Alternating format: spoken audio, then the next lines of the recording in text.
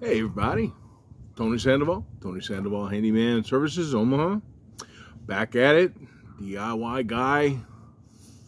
Back to talk about a couple of things. It's been a day or two since I've been out here. Now it's a little colder, a little chillier. But today I wanted to kind of go back on a couple of things. When it comes to tools and how we use certain tools. Okay, for example, you get yourself a circular saw. Okay, this is a Craftsman, the new R&P line, reliability. This is what they call Pro. Craftsman sells the R&P line as a pro level tool. Now, you know from watching, if you've watched any of my previous videos, when it comes to Pro, it gets a little dubious because Pro means a little something different to everybody in the business, okay? But this is their Pro line, the R&P line. It's a 7 1/4 battery powered circular saw, and it's a good tool. I've used it now a lot. I never put anything smaller than a 4 amp hour battery, never. That or bigger, and I won't go too much bigger, because then it makes it just ridiculously unwieldable. If I have to cut a lot of cuts for something, I'm not going to hold it that long. I don't want to. So I'd rather change the battery through multiple 4, 5, 6 amp hour batteries a few times and try to keep one great big block that's as big as the saw on there and as heavy as the saw. It's just unusable. So I don't put too big of a battery, and I won't put anything smaller than a 4 amp hour on it. And that makes it usable for an extended period of time. I also, if you've been around, this is the Works. Now, this is not the Works Nitro. This is before their Nitro line came out. So technically, it's not what they brand as Pro. Most people would call this a DIY level tool. I don't call it DIY. I don't even, actually, I don't, can I use it? Does it work? Yeah, it does it. Do I use it in a work setting to make money with? Yep.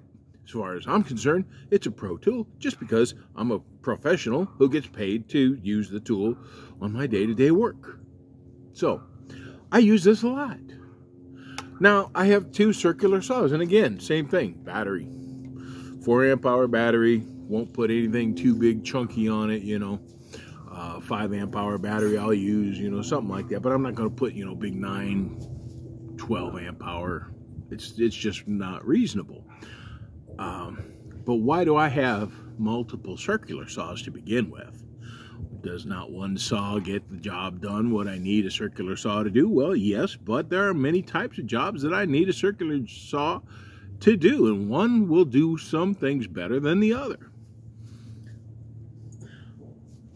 I got this one first because I was getting into the whole battery powered thing, and I already was invested in Works batteries, so I thought, well, here we go, give it a shot. They had this neat little feature, which I thought was a gimmick at the time. I thought I just really wanted the circular saw, and so this was kind of like their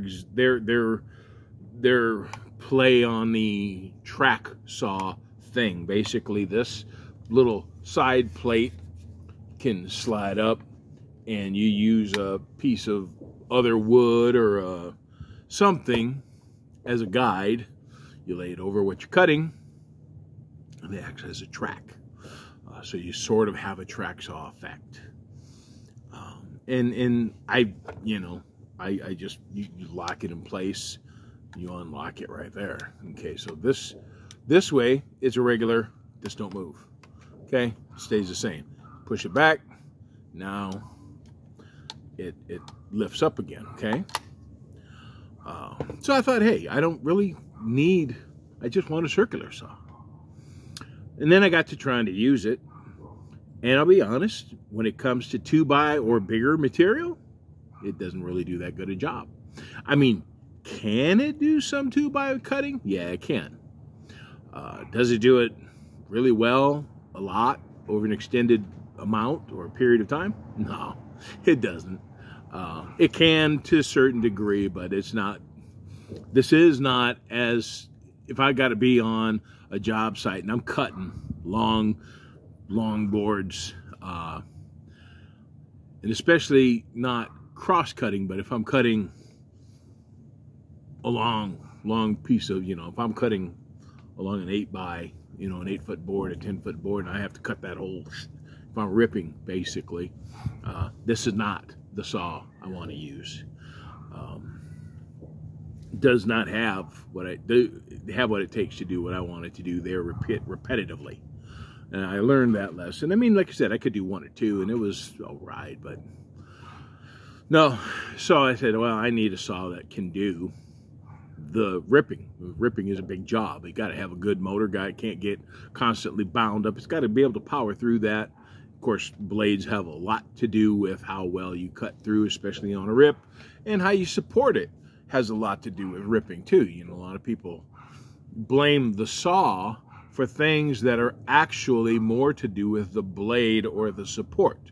This is part of the problem with reviews, is that we do a review and we say, oh, well, and you lay it out on a certain table or system or horses or something or whatever, and you use one type of blade, and then you say, oh, well, the saw's no good, it didn't do it. But it was the blade's fault, or more along the lines of the blade rather than the power of the saw. It was more along the lines of how you had it supported and how it was being supported or not being well supported rather than the actual saw. It's not just having the tool. You have to use whatever tool it is. You got to use it right. There's more to a saw than just the motor. It's the blade. It's huge. How you support things, how well they're supported, in what way. The batteries themselves, if you use the wrong size battery, I don't care how good or not good the saw is. You're not using the right kind of power. It doesn't matter. You're not using the tool properly. And too many reviews do things improperly and then want to blame the tool and say, well, that's a bad tool. It ain't going to cut it. It won't do that. No. You're not using the tool properly, and there's your problem. And you're blaming the tool when you should be blaming the blade or the battery or the support or whatever. Ultimately, blame the user, because the user made an error in one of those things rather than using the tool properly. Okay, so this tool, this saw, will cut. It'll rip down a 12-foot board, 2x, multiple times. I don't even have to worry about it. This thing has got the power to repetitively do it. And if I keep on track with my blades, and I personally prefer Diablo blades, I always use, like I said, at least a 4 amp hour battery, 6 amp hour battery. It's going to have the power to put in there to cut. I'm not going to use too small of a battery. I'm not putting a 2 amp hour battery on this thing and think, oh, well, I don't know, it's not going to do it. It ain't. That would be my fault again. Okay, so ripping, big long cuts, thick boards. This one, the Craftsman RP V20 series, it does fine. I have no problems with this saw when it comes to doing those big cuts. Okay, now it is not a track saw.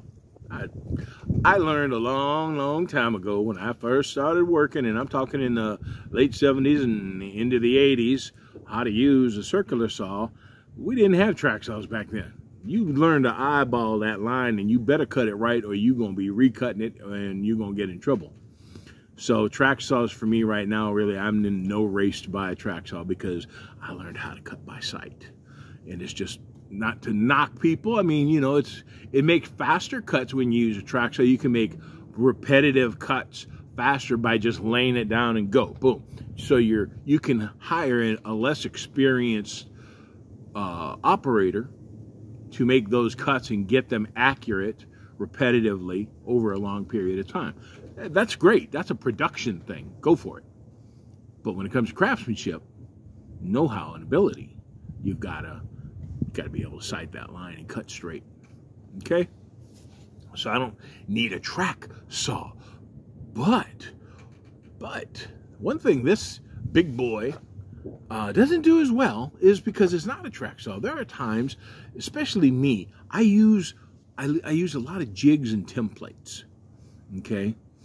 Especially when it comes to creating beekeeping, hives, and stands and things like that. And there's a lot of repetitive pieces, multiples, things like that. And if I've already got a template or a jig for it, I'm going to use it because it's repetitive and it helps you keep consistent measurements. You know, if I want this piece to be the same size as that piece, so when I line them up, they match up, and I'm not having to sit there and, you know, and so jigs and templates just help you to do that repetitively. This Craftsman one, it's not a track saw or anything like that. So, I mean, there's ways to do it, but it takes more setup. It takes more time to do that. What I found out was that on this one here, that doesn't do it doesn't do the long rips and the deep boards, thicker, you know, 2x and all that very well. But this here that I just pretty much dismissed when I first got it, I learned that this right here, they were onto something. And it's not necessarily even as a track saw. I talked about it a little bit in an earlier video. This makes a fantastic pattern saw. I can lay down a pattern, set this up so that it just rides over the edge of the pattern. Zip, zip, zip. Follow that pattern, no problem, no questions. You know what I mean? There's nothing to it. And repeat it, boom, boom, boom. And especially if I'm talking to 1 inch or thinner material, and you know, you're talking your average sheet of plywood, 3/4 inch plywood, you know, something like that. Anything like that, this saw is perfect for it. It's a great template saw. So if you do use templates and jigs a lot, and you want to follow those a lot, this saw is fantastic because it's not a full track saw relying on some long piece of thing that it has to clamp into or bolt into or whatever. Just boom, pop it up and go. This does great. And as a professional, as somebody who has sat there for hours at a time cutting out those pattern pieces, it's still holding up, man. It's getting the job done. I'm not sitting there waiting or breaking or fixing or having to, no, slap another battery in, take one out, and I'm ready to rock and roll with this thing when it comes to using templates or thinner material. So, I got no problem with it. This is why I'm always saying for people, don't worry about the whole pro thing. It's pro quality when you can use it and it's durable and it's reliable. It does what you need it to do for long periods of time with the materials and equipment and etc. that you need to use it on. If it's not reliable, if it's not durable, then it's not professional. Okay? Simple as that. Then you can sit there and say, yeah, that's not a professional quality capable tool because it does not hold up. It does not do the things it needs to do when I'm on a job site. Then it's not a professional tool. That's the only thing about it. So, back to my train of thought. ADHD moment. The tools, how we use them, are more important than a brand name. I don't care if you get Milwaukee, I don't care if you get Craftsman, DeWalt, Works, you know, people, Rigid. I don't care what the brand name is. Not a single one of them brands is perfect and consistent across all tools, all across their line. They've got bad ones, they've got good ones, they've got some that are stinkers, some that are just fantastic and reliable. I own Milwaukee, I own Craftsman, I own Works, I own DeWalt, I own too many. And I keep the tools that work, that do the job, okay? Out of these two saws, I own 2 circular saws. I use them both as they are needed, as they are relevant, because they do what I need them to do. But as a user, I have to be the one not to blame the tool. You ever heard that old saying? You know, a real craftsman, a real carpenter or whatever, doesn't blame his tool. You blame the person using the tool, because there's more to a tool than just grabbing it and going. You got blades. Different kinds of blades for different kind of materials, different kind of purposes. Use the right blade. You need to know that. That's not the saw's job to know that. That's your job. You use the wrong blade on the wrong material, the wrong way, it ain't the saw's fault. You can't blame the saw. Oh, that's a junky saw. No. Sometimes we ask too much from these tools. Sometimes we expect more than we should. And we blame the tool instead of ourselves. That's the problem. Too many times. A lot of reviewers out there, I like you, you're fun, but you do not tell that honest part about it. You want to cater to what people want to hear. They want to hear you talk trash about somebody. They want to hear you make fun of this. You're playing the game. And that's what it's fun. It's interesting. It's humorous. I get it. Not a problem. Maybe you're getting some money from one brand or another to do this and that or whatever. I get it. That's cool. You're still fun. You're still interesting. But some of you I don't consider reliable anymore, because you will not address those truths. You will not be honest and say this brand versus that brand versus is not as important as it is the parts of the tool, and are you using it right? You need to focus more on teaching people how to use this tool properly before they decide if the tool is a good tool or not. That's my problem with you guys. Still fun, you're still cool. I love to watch your content, but I don't call you reliable because of those things. You're not honest about that part. People want to get on here and want to find out if a tool actually is or is not reliable, if it's pro grade or this or whatever. Should I put my money into it? And you're just talking about the silly parts of it, the parts that really don't matter, then you're not really helping anybody, okay? I want people to understand that's not just the brand of the tool that's important. Can you use it? Can you use it effectively? Can you use it and have it be durable and reliable because you're using it the right way? So it's important to know about blades. It's important to know about the things we use to hold the material as we work on it. Proper support is more important than you will think. And this is what really makes something pro or not. How you use it. Can it be used properly on a job site? There's another one. That's huge. Can it be used properly on a job site?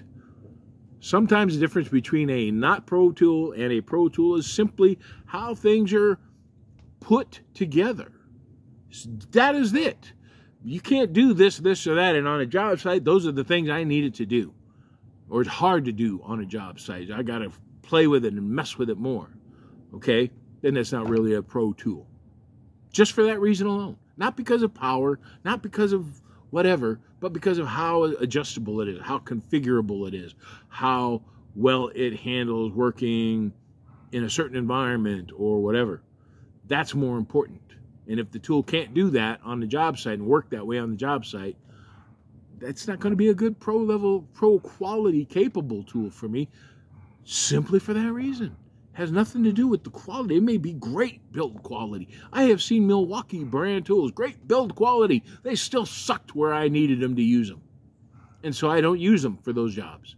I'll use a different brand, because they can be used in those environments and are just as durable, just as reliable, but they are more configurable and more usable in that environment. If you're not somebody who works with tools every day, but you like to build things at home, you're that DIYer, it doesn't matter. Does it do what you need it to do, where you need it to do it, how you need it to do it, as durable and reliably as you need it? That's the question. Do you need to spend that $5,000 Makita, Milwaukee, DeWalt, whatever, to do your weekend warrior thing because you only have time to work on things on the weekends and you have less specific need for particular configurations because you're You're in your garage, you're at home, you're in your backyard, so you don't need those particular configuration needs. Well, then don't buy the thing. You don't need it. Who cares? Don't let somebody talking a bunch of crap online or, oh, well, I spent way more of my money than I ever should have on this brand because, ooh, team brand. Shut up. Forget them. Get the tool you need that does what you need, where you need it, how you need it. And stop all the baloney. That's what's important. And use your tools right. Use the right blades. Use the right batteries. Use the right configurations. That's more important. That's all. We need to start using the tools. We need to use them right. The right way, in the right places that we're using them. That's all. I want to start focusing more on what I talk about in that way. But as far as these two are concerned, still working, still doing great. I love them both. Still pro quality as far as I'm concerned. That's Pete. Pete found a squirrel. Get yourself a dog that takes after squirrels like that, protects his territory. That's right. There we go. ADHD moment again. All right, folks. A little bit just to chit-chat with you about how we're using the tools that makes them a certain grade or quality rather than, you know, the other issues that people talk about on videos. So, I hope you have fun. I hope you're productive. I hope you're able to get out there and do the things you need to do and have fun while you're doing it. Enjoy it. I mean, you don't have to play games and not like that, but enjoy what you do. Enjoy what you're doing. Use the tools that help you to enjoy what you do. All right, folks, get out there and do things. Be creative.